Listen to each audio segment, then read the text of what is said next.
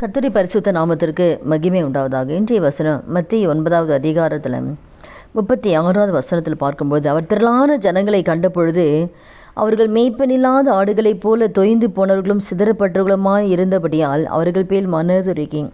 அப்போது ஆண்டவர் திரளான ஜனங்களை பார்க்கும்போது எல்லாரையுமே மனதுருகிறார். ஒவ்வொரு ஜனங்களை பார்த்து அவருடைய வேதனைகளை பார்த்து ஆண்டவர் மனதுருகி ஒவ்வொருத்தர் வாழ்க்கையிலுமே ஆண்டவர் அற்புதங்களை செய்கிறார். வேதத்தில் கூட பார்க்கும்போது தேவன் ஒவ்வொருத்தர் வாழ்க்கையிலையும் மனதுருகி அற்புதங்களை கர்த்தர் செய்கிறார், அதிசயங்களை செய்கிறார். வியாதியிலிருந்து சுகத்தை கொடுக்கிறார். ஆண்டவர் பிசாசு பிழைக்கிற ஜனங்களுக்கு விடுதலை கொடுக்கிறார். மரித்து போனவர்களை கர்த்தர் எழும்ப செய்கிறார். மனதுருகி ஒவ்வொருத்தர் வாழ்க்கையிலையும் தேவன் அற்புதங்களை கர்த்தர், அதிசயங்களை கர்த்தர் செய்கிறார். அதே போல் லூக்காவில் கூட 7வது அதிகாரத்தை நம்ம பார்க்கும் பொழுது கூட ஆண்டவர் நாயின் என்ற ஊருக்கு போகும்பொழுது அப்போ எல்லோரும் கூட போகிறாங்க, சிஷ்யங்கள்லாம் திரளான ஜனங்க போகிறாங்க. அப்போ மரித்து போன ஒருவனை அடக்கம் பண்ணும்படி கொண்டு வராங்க. அப்போ அவன் தாய்க்கு ஒரே பிள்ளை தான், அவங்க கணவன் கிடையாது. அப்போ எல்லாருமே அந்த ஜனங்கள்லாம் கூட போகிறாங்க. அப்போ உடனே ஆண்டவர் பார்க்குறாரு, ஐயோ அந்த மகளுக்கு யாருமே இல்லையே, அப்போ இருக்கிற ஒரு மகன் தானே, அந்த மகன் மரிச்சிட்டானே அப்படின்னு சொல்லி ஆண்டவர் அவள் மேலே மனதுருகி அழாதேன்னு சொல்லி கிட்ட வர்றாரு, பாடையை தொட்டுறாரு. உடனே வாலிபனே எழுந்துருன்னு ஆண்டவர் சொல்கிறார். சொன்ன உடனே அவன் எழுந்து உட்கார்ந்து பேச ஆரம்பிக்கிறான். உடனே அந்த மரித்து உயிரோடு எழுந்து அந்த மகனை எடுத்து ஆண்டவர் அந்த தாய்கிட்ட அந்த மகனை ஒப்பு கொடுக்குறார்.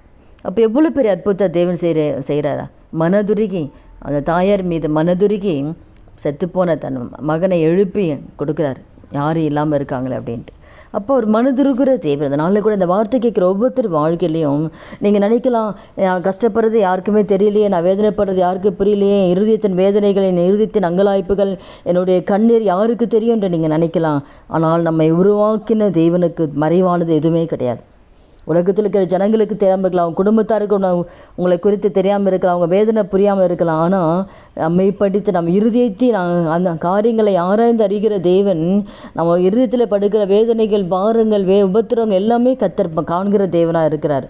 அப்போ நிச்சயமாக உங்களை காண்கிற தேவன் உங்கள் வாழ்க்கையில் இருக்கிற பிரச்சனைகளை மாற்றுவார், கவலைகள் கண்ணீர்களை மாற்றுவார், அவங்களுடைய துக்கத்தை தேவன் சந்தோஷமாய் மாற்றுவார். யாரும் என்னை பார்க்கல, யாருக்கும் என் வேதனை புரியலேன்னு சொல்லி நீங்கள் நினைக்கலாம். ஆனால் உங்கள் வேதனையை பார்க்கிற தேவன் உங்களோடு கூட இருக்கிறாரு, உங்களை நேசிக்கிறாரு. நிச்சயமாக எப்படி ஆண்டவர் மனதுருகி கர்த்தர் அந்த மகளுக்கு, அந்த விதவை தாய்க்கு அற்புதத்தை செய்தாரோ அதே போல் உங்கள் வாழ்க்கையில் தேவன் அற்புதங்களை கர்த்தர் செய்வார், அதிசயங்களை கர்த்தர் செய்து மனதுருகி கர்த்தர் செய்வார். ஏன்னா அவர் மனதுருகிற தேவன். நிச்சயமாக உங்களை பார்த்து மனதுருகி உங்கள் வாழ்க்கையில் எதிர்பார்க்கிற நன்மைகளை கர்த்தர் கொடுப்பார், எதிர்பார்க்கிற ஆசீர்வாதங்கள். எந்த சூழலும் நீங்கள் யாருக்கு முன்பாக நீங்கள் வெட்கப்பட்டு போகவே மாட்டீங்க. கர்த்தர் மனதுருகி உங்கள் வாழ்க்கையில் தேவன் பெரிய காரியம் செய்ய போகிறார். ஜெபிக்கலாமா?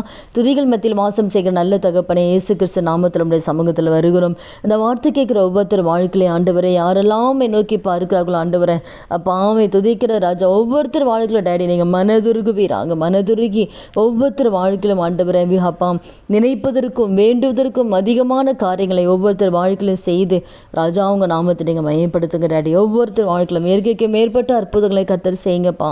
செய்து ஒவ்வொருத்தர் வாழ்க்கையில் சந்தோஷத்தை நாட்களை காண செய்ய முடியும் அந்த கரத்தில் ஒப்பு கொடுக்குறேன். அப்படி நீங்கள் செய்ய போகிற தயவுக்காய் நன்றி செலுத்துகிறோம். இயேசு கிறிஸ்து நாமத்தில் ஜெபிக்கிறோம் நல்ல பிதாவே, ஆமென். கர்த்தர் நாமத்துக்கு மகிமை உண்டாவதாக.